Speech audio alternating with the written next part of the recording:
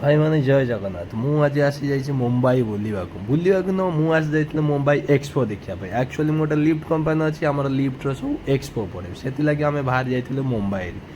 Mumbai first time ଯାଉଛି ମୁଁ ଫ୍ଲାଇଟ୍ରେ। ଆରେ ଫ୍ଲାଇଟ୍ରେ କେବେ ବି ଯାଇନଥିଲି ନା, ଏଇତ ଫାର୍ଷ୍ଟ ଟାଇମ୍ ଯାଉଛି ମୁମ୍ବାଇ ଫ୍ଲାଇଟ୍ରେ। ଏଇଟା ହେଉଛି ମୁମ୍ବାଇର ଏୟାରପୋର୍ଟ।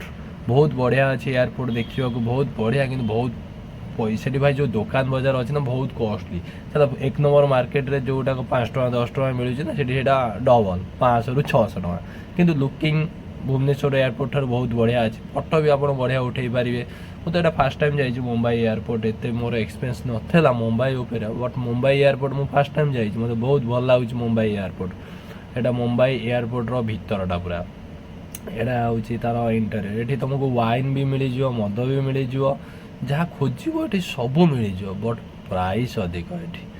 କାହିଁକି ନା ଏଠି ହାଇ ପ୍ରୋଫାଇଲ୍ ଲୋକମାନେ ଏଠି ବହୁତ ଯିବା ଆସିବା, ଏୟାରପୋର୍ଟ ସବୁ ଫିଲ୍ମ ଷ୍ଟାର ଠାରୁ ଆରମ୍ଭ କରିକିରି ଯେତେ ବି ମାନେ କ୍ରିକେଟର ଠାରୁ ମୁମ୍ବାଇ ଏୟାରପୋର୍ଟରେ ହିଁ ଆପଣଙ୍କୁ ଦେଖିବାକୁ ମିଳିବ। ମୁମ୍ବାଇ ଏୟାରପୋର୍ଟରେ ଘଣ୍ଟା ଅଛି, ତୁମେ ଭାବୁଛ ଘଣ୍ଟା ଗୁଡ଼ାକ ଯେମିତି ଆମର ବସ୍ ଷ୍ଟାଣ୍ଡରେ ଯେଉଁ ଧରିକି ବୁଲନ୍ତି ଘଣ୍ଟା ଗୁଡ଼ାକ 100 ଟଙ୍କା 200 ଟଙ୍କା, କେବେ ବି ନୁହଁ। ଘଣ୍ଟା ଗୁଡ଼ାକ 10,000 12,000 ଟଙ୍କା, କିନ୍ତୁ ଥୁଆ ହେଇଛି ଓପନ୍।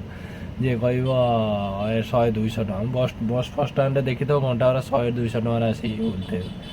ଏଇଟା ହେଉଛି ଆମର କ୍ୟାଫେ ଗୋଟେ ଅଛି, ବହୁତ ବଢ଼ିଆ କ୍ୟାଫେ, ବଟ୍ ମୋତେ ପଇସା ନଥିଲା ମୁଁ ଏଠି ଯିବା ପାଇଁ, ଖାଲି ଦେଖିକିରି ଫଟୋ ଉଠେଇ କାଢ଼େ। ଏଇଟା ହେଉଛି ଲିକର୍ ସପ୍। ଆରେ ଲିକର୍ ଗୁଡ଼ାକ ଏଠି ଯେଉଁ ଗୁଡ଼ାକ 500 ଟଙ୍କା ଏଠି 1,000 ଟଙ୍କା, ସେଇ ମଦ 500 ଟଙ୍କା ଏଠି 1,000 ଟଙ୍କା।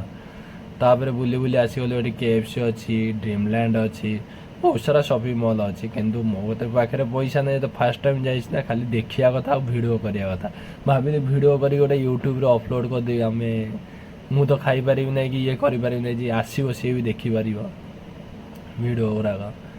ତାପରେ ଆମେ ଚାଲିଲୁ ମୁମ୍ବାଇ ଏୟାରପୋର୍ଟରେ। ମୁମ୍ବାଇ ଏୟାରପୋର୍ଟ ବୁଲିବାଲିକି ଏନ୍ଜୟ ପାଇଲା ପରେ ଗୋଟାଏ ଜାଗାରେ ମିଳୁଥିଲା ରେଷ୍ଟୁରାଣ୍ଟ ଖାଇବା ଟିକେ ଶସ୍ତାରେ। ସେଇଟା ହେଉଛି ଆଦାନୀର କ'ଣ ଗୋଟେ ଥିଲା, ସେଠି ଗୋଟେ ଟିକେଟ୍ ଥିଲା, ସେଠି ଟିକେ ଖାଇବା। ଆରେ କାର୍ ଗୁଡ଼ାକ ବି ଆ ଭିତରେ ଅଛି, MGର କାର୍ ବି 3ଟା ଥୁଆ ହେଇଛି ଆ ଭିତରେ, କାର୍ ବି ଅଛି। ଆପଣ ମାର୍କେଟିଂ କରିବା ପାଇଁ ଏୟାରପୋର୍ଟ ଭିତରେ ବି ସାଲା କାର୍ ପୁରେଇ ଦେଇଛନ୍ତି। MGର ଦେଖୁନ 2-3ଟା କାର୍ ଥୁଆ ହେଇଛି। ଆକ୍ଚୁଆଲି କ'ଣ କି ମାର୍କେଟିଂ କରିବା ପାଇଁ ଫଣ୍ଡ, ଏଇଠି ତ ସବୁ ହାଇ ପ୍ରୋଫାଇଲ୍ ଲୋକ ଆଉଛନ୍ତି, କିଏ ଗରିବ ଫରିବ ଯାଇ କାର୍ କିଣିବ, ଏଇଠି ହିଁ ରଖିଲେ ସମସ୍ତେ ଦେଖିପାରିବେ। ତ ମୁମ୍ବାଇ ଏୟାରପୋର୍ଟ ବୁଲା ଚାଲିଛି, ଜଷ୍ଟ କ୍ୟାମେରା ମୁଁ ଆଗକୁ ନେଉଛି।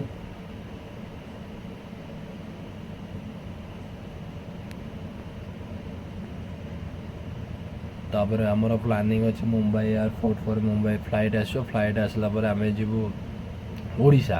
ଏଇଟା ମୁଁ ରିଟର୍ନ ଟାଇପ୍ର, ମୁମ୍ବାଇରୁ ରିଟର୍ନ ଆସିଲା, ମାନେ ଯେତେବେଳେ ମୁମ୍ବାଇରୁ ବାହାରୁଛୁ ଓଡ଼ିଶା, ସେତେବେଳେ ଆମେ ଓଡ଼ିଶା ଫ୍ଲାଇଟ୍ ଆସିଲେ, ଫ୍ଲାଇଟ୍ ଲେଟ୍ ଅଛି, ଆହୁରି ଘଣ୍ଟା ଲାଗିଯିବ ଆସିବା ପାଇଁ। ତ ସେଥିପାଇଁ କ'ଣ କରିବା, ଟାଇମ୍ ପାସ୍ କରିବା ପାଇଁ ଏକର ସେକର ଟୋକି ଫୋକି ଦେଖିବା, ଏଇସବୁ କରିକି ଟାଇମ୍ ପାସ୍ କରିଦେବା। ତାପରେ ମୁମ୍ବାଇ ଏୟାରପୋର୍ଟ ସରିଗଲା, ଫେର୍ ଆମେ ମୁମ୍ବାଇ, ମାନେ ଏଇଟା ହେଉଛି ଲୁନାବାଲା। ତ ଏକ୍ସପୋ ସରିଗଲା ପରେ ଆମେ ଚାଲିଲୁ ଲୁନାବାଲା ବୁଲିବା ପାଇଁ। ଏକ୍ସପୋ ତ 3 ଦିନ କିଏ ଯିବ, ଗୋଟାଏ ଦିନ ବୁଲିବାକୁ ଚାଲିଲୁ ଲୁନାବାଲା। ଲୁନାବାଲା ଭାଇ ମସ୍ତ ଜାଗା, ବିଲିଭ୍ କରିବନି। ଲୁନାବାଲା ଆମର ଯେମିତି ଓଡ଼ିଶାର କୋରାପୁଟ ସେ ଟାଇପ୍ର ଜାଗା ଲୁନାବାଲା, ମସ୍ତ ଜାଗା ଲୁନାବାଲା। କିନ୍ତୁ ବହୁତ ପାହାଡ଼ ଆଉ ବହୁତ ଇଏ ଥିବାରୁ ଗାଡ଼ି ଗୁଡ଼ା ମାନେ ରହିଛନ୍ତି, ଉଠେଇ ପାରୁନାହାନ୍ତି, ମାନେ ବହୁତ ହାଇଟ୍ ନା ପାହାଡ଼ ଗୁଡ଼ାକ, ସେଥିପାଇଁ ଗାଡ଼ିର ସ୍ପିଡ଼୍ ବି ବହୁତ କମ୍। ବହୁତ ଟ୍ରକ୍, ବହୁତ ମାନେ ବହୁତ ସ୍ପିଡ଼୍ କମ୍। ଆମେ ଯାଉଛୁ, ଅବଶ୍ୟ ମୁଁ ସ୍ଲୋ ମୋସନ୍ରେ ଭିଡ଼ିଓଟା କରିଛି ଟିକେ ଭଲକିରି ଦେଖିବା ପାଇଁ, କିନ୍ତୁ ଗାଡ଼ି ଗୁଡ଼ା ସବୁ ରହିଛନ୍ତି, କାହିଁକିନା ଏତେ ହାଇଟ୍ ନା, ସେଥିପାଇଁ ଗାଡ଼ି ଗୁଡ଼ାକ ଉପରକୁ ଚଢ଼ି ପାରୁନାହାନ୍ତି। ବହୁତ ବଢ଼ିଆ ଜାଗା ଲୁନାବାଲା, ବିଲିଭ୍ କରିବେ ନାହିଁ। ଯିବେ ସେଠି ହୋଟେଲରେ ରହିବେ ନାହିଁ, ଗୋଟେ ଛୋଟ ବଙ୍ଗଲା ମିଳୁଛି, ବହୁତ ଟାଇପ୍ର ଛୋଟ ମୋଟ ବଙ୍ଗଲା ମିଳୁଛି। ବଙ୍ଗଲାକୁ ଯିବେ, ସେଠି ଗୋଟେ ବଙ୍ଗଲା ନେଇଯିବେ, ଦିନକୁ 1,000 2,000 ଟଙ୍କା ନେଇଯିବ, କେହି କିଛି କହିବାର ନାହିଁ, ନିଜେ ରୋଷେଇ କରିବେ, ଏନ୍ଜୟ କରିବେ। ଆଉ ଗୋଟେ ହେଉଛି ସବୁ ହୋଟେଲରେ ଛୋଟ ଛୋଟ ସୁଇମିଂ ପୁଲ୍ ବି ଅଛି। ଗୋଟେ ବଙ୍ଗଲାରେ ବି ତାଙ୍କର ସୁଇମିଂ ପୁଲ୍ ବି ଅଛି ସେଠି। ଆମେ ଯାଇଥିଲୁ, ଗୋଟେ ବଙ୍ଗଲା ବୁକ୍ କରିଦେଲୁ। ବହୁତ, ଆଉ ଦେଶୀ କୁକୁଡ଼ା ଭାଇ ମସ୍ତ ଦେଶୀ କୁକୁଡ଼ା ମିଳିଯିବ ସେଠି, ମଟନ୍, ଦେଶୀ କୁକୁଡ଼ା ତ ସଫିସିଏଣ୍ଟ ସେଠି ମିଳିବ।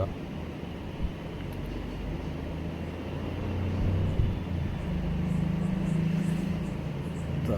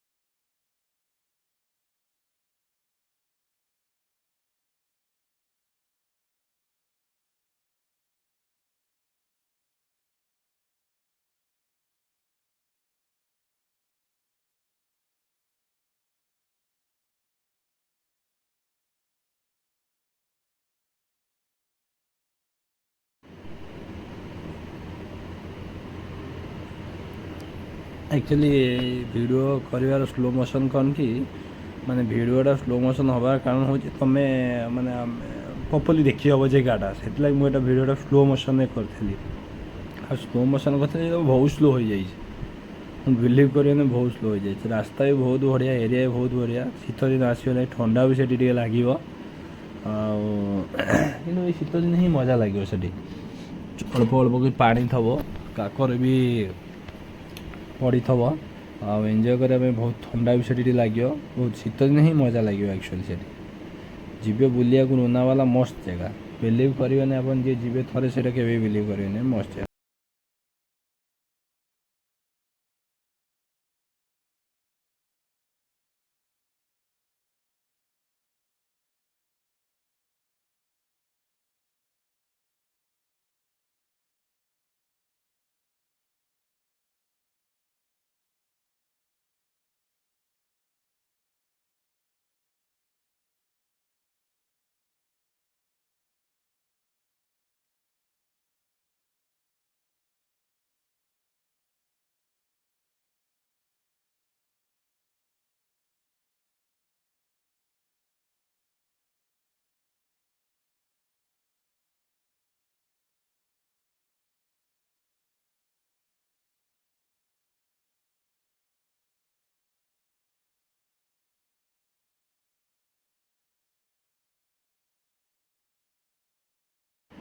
लुनावेला भी बुला चलती लुनावेला टूर सैला लुनावेला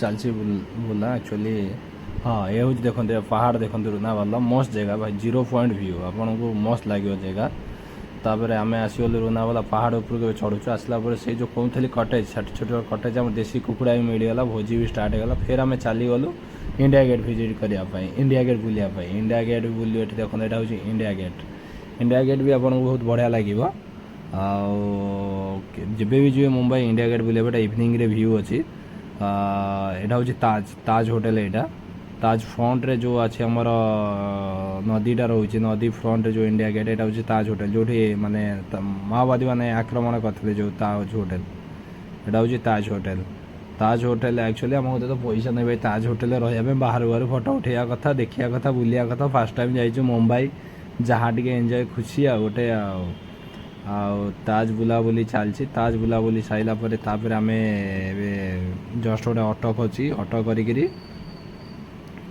बहुत बढ़िया जगह ताज खाली फोटो बाहर उठा कथा मुंबई ये हूँ टाउन आम कार रे बुलचु कार रे बुला जो टाउन सब हाई प्रोफाइल हाई बिल्डिंग गुराक अच्छी यहाँ हूँ तार कौन रोड तो मुझे जानी ना ये नुआ नुआ तो जाइए मुंबई तो नेक्स्ट टाइम गले पचे मो सब डाटा था मुझे नेक्स्ट ब्लॉग रे प्रॉपर डिटेल्स मुझे कहीपरि यहाँ कौ जगह कौ रास्ता कौ रोड